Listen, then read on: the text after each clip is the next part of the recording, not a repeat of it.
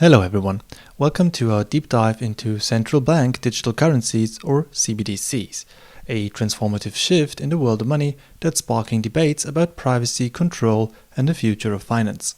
Today we'll explore what CBDCs are, how they could reshape your privacy and how they compare to systems you already know like credit cards, I'll take Visa as example, and Bitcoin.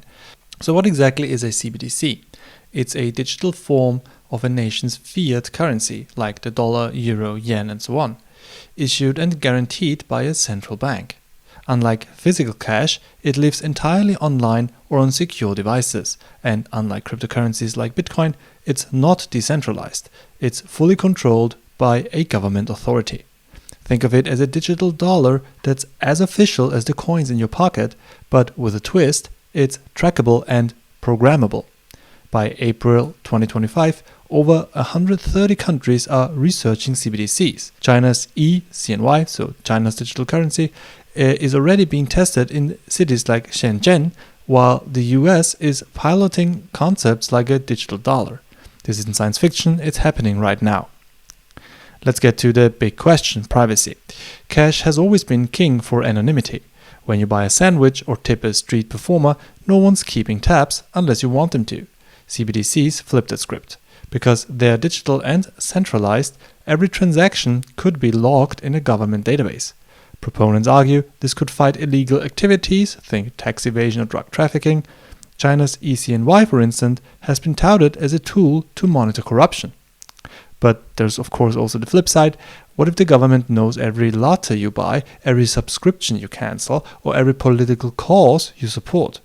Without ironclad protections, CBDCs could usher in a surveillance state where your financial life is an open book.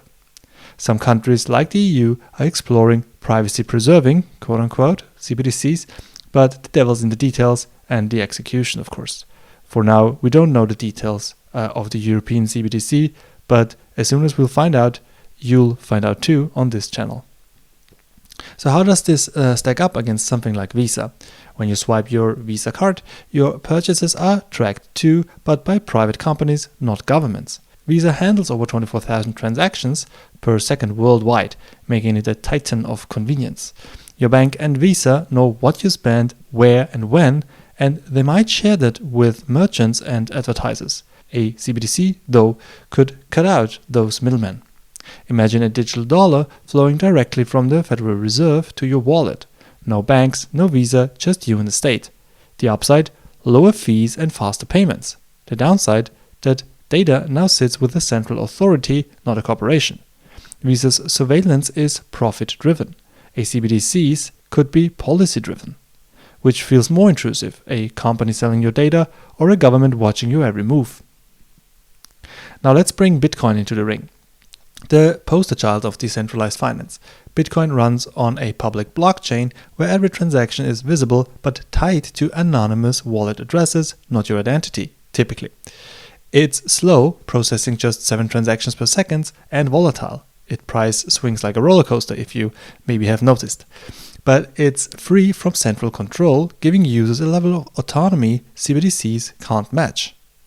A CBDC, by contrast, offers stability and scalability. Think thousands of transactions per second, backed by a trusted government. Yet that comes at a cost. Bitcoin's privacy hinges on your own security practices, like keeping your wallet safe or hiding your IP address. A CBDC's privacy depends on laws and bureaucrats. Bitcoin is basically a rebel's tool. CBDC is a regulator's dream. Which trade-off would you take? So where does this leave us? CBDCs could streamline economies, boost financial inclusion and modernize money, but they're a double-edged sword. Will they mirror credit cards' efficiency with tighter oversight or challenge Bitcoin's freedom with more control? As cash fades and digital currencies rise, privacy isn't just a feature, it's a battleground. By 2025, the choices we make from policy to tech design will shape this future. And if you are wondering what you can do today to combat surveillance, well, pay as much as you can in cash. I know that most cultures out there have given up on cash as currency, but where I'm from, we have luckily not yet. But as much as you can, buy cash. And if CBDCs will come, then, well, you will be out of choice to buy with cash. So stay vigilant, and I'll see you in the next video.